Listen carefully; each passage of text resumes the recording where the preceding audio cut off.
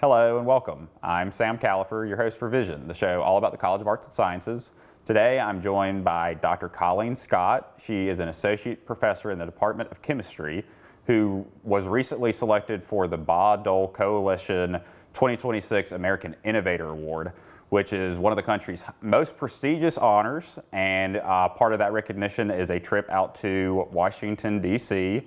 So she just got back a few weeks ago, and so I wanted to have her on the show to talk about that incredible achievement as well as her trip to the capital city. So Colleen, thank you so much for joining me. Thank you for having me. I'm excited to have you on. I'm sure it's been like such a whirlwind for you the past few months, and you just got back from your trip, but I thought it would be fun to have you on so close to your trip. You know, you're still thinking about it all, and we could kind of reflect together. But yeah, to start, tell me a bit about what the Bayh-Dole Coalition American Innovator Award is, and what is like its mission, or what kind of spirit is it trying to represent, do you think? So the Bayh-Dole Coalition American Inventor Award recognizes people, or scientists, not just scientists, but others who have helped to take especially federally funded research into invention that can benefit the public. And so, of course, we know it sounds very trivial, but it's not easy. It requires a lot of dedication and persistence and sometimes taking risk. And they recognize that it's not a trivial thing to do. And so for those of us who have been working on doing this for a long time, all the awardees have been working on the invention for many, many years. And so they just wanted to recognize us and also bring light to the Bayh-Dole legislation that helped us to do what we're doing here at a university. And so with the Bayh-Dole legislation, it allowed the inventors to keep the invention that came out of federally funded projects. Right. In the past, that used to go back to the federal government. However, most inventions stayed on a shelf and never got developed. With the Bayh-Dole legislation, that allows the inventor and the university or company to maintain the intellectual property so they can take that invention and translate it to where now it's useful to the public. Yeah, I love that. There's some history there with that legislation, but it empowers professors, and you get to keep your intellectual rights or property. And it really makes sense, and I think that spirit that you were talking about, it's like, it's not just a job for y'all. There's so many years of your life, that's the long hours that you dedicate to your research. And so they're really interested in that human story too, I think, in addition to the great research that happens. And so, yeah, I think that's a great answer. It's an incredible award, and so cool to have someone at state win it. And it's a very prestigious award. It is not something that you can apply for, so you were nominated. So Exactly. I would love to hear a bit about that. Like, how did you learn you were being nominated, and what were you feeling at the time? So unfortunately, I did not know about this award. Sure. And until I received an email saying that I was being nominated for the award. And so that was surprising, to say the least. Sure. And of course, also exciting. I was puzzled Sure. at first, but then thinking about what I've been doing, because what we're doing, we've been doing it for a long time. Sure. And so for us, it's just another day on the job.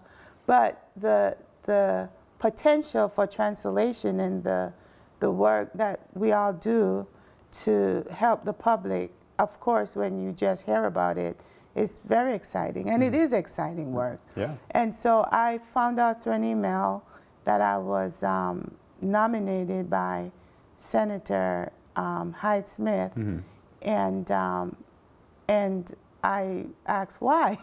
Sure. However, it was, decided that that's who her office and who she wanted to go forward with the nomination.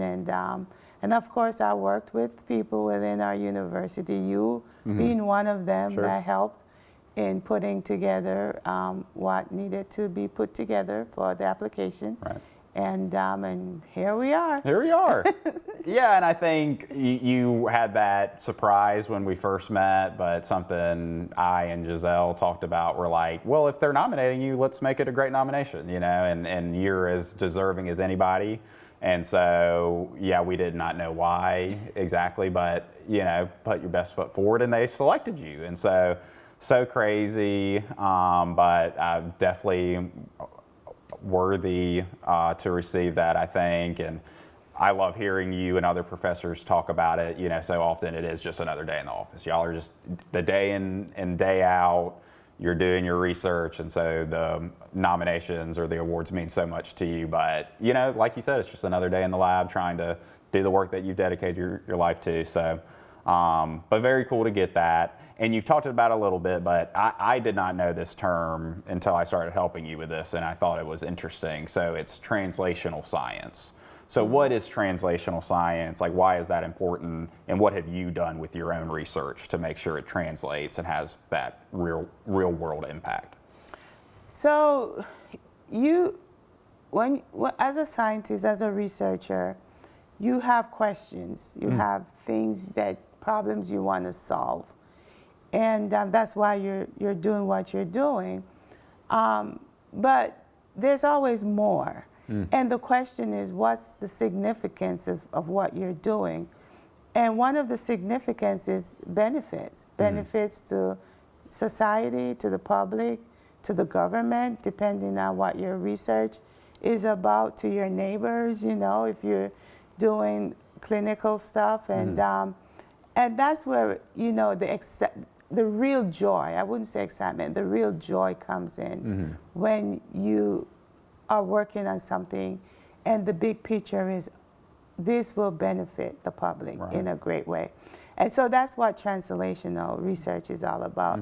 The fundamental science that you do in the lab, can that translate, can that be taken out of the lab now into an invention that you can use in your phones, your rear view mirrors that can change colors, and smart glasses, smartphones, microphones, you name it. These all came out of fundamental sciences that were developed sometimes many years before they were adapted into the society. So when I think about science, I think about problems that I'm trying to solve.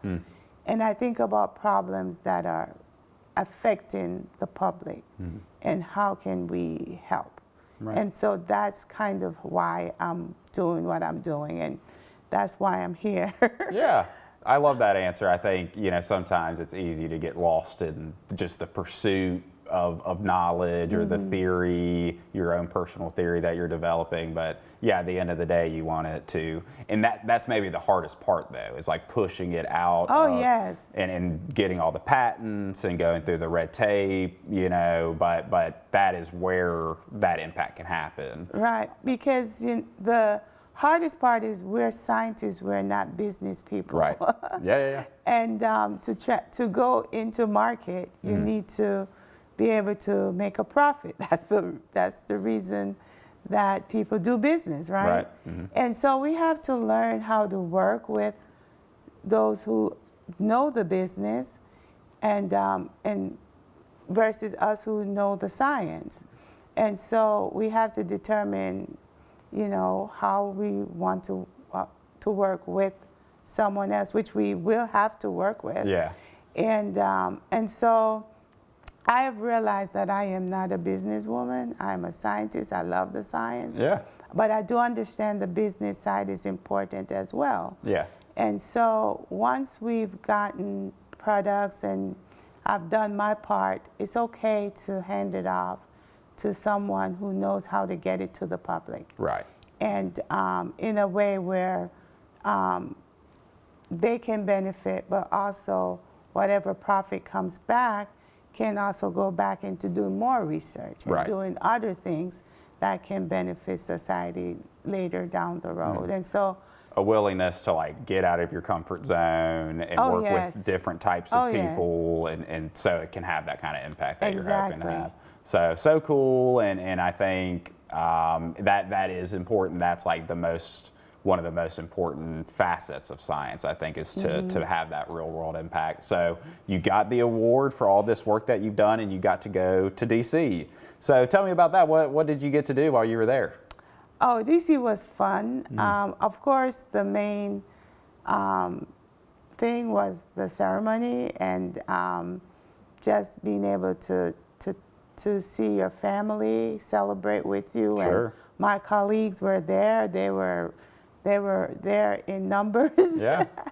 I appreciate that, and meeting the coalition who did all the hard work in sorting out. I heard over 100 or something Wow. nominations, Sure. and so that's a lot of work, and they're dedicating their lives to doing it. And so it was fun. And then second day we went to try to talk to our legislator people Sure.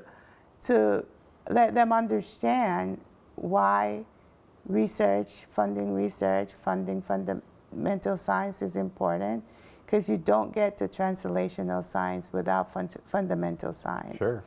And so, and that was a little bit fun too, not as much fun Yeah. as the first day, I must admit. I'm sure intimidating, or you're not It sure of the impact. It wasn't, say, intimidating.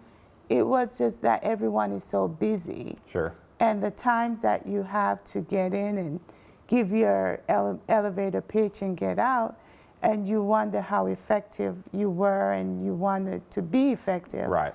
And so you wanted to, and you only get that one shot Yeah. of being, so that it was intense, Sure, to say the least. Yeah. But not necessarily intimidating, just Sure. intense. In the same way, like the fundamental science you're doing, or you never know what impact it could have. So maybe down yeah. the line it could. Okay, we've got 30 seconds. Just tell me what it means to you to have gotten this award. What's in your mind right now?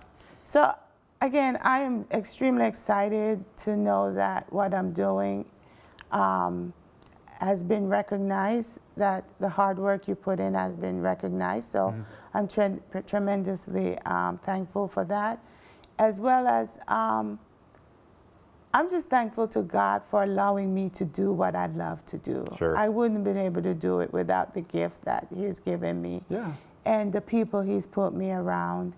And I hope that I can use this award to take the technology and eventually get it into the society, into public, as I've been saying. Sure. So now I'm tremendously excited, and I'm just grateful to be here. I love that. Thank you so much for joining me on Vision TV, and thank you all for watching this episode. We'll see you next time.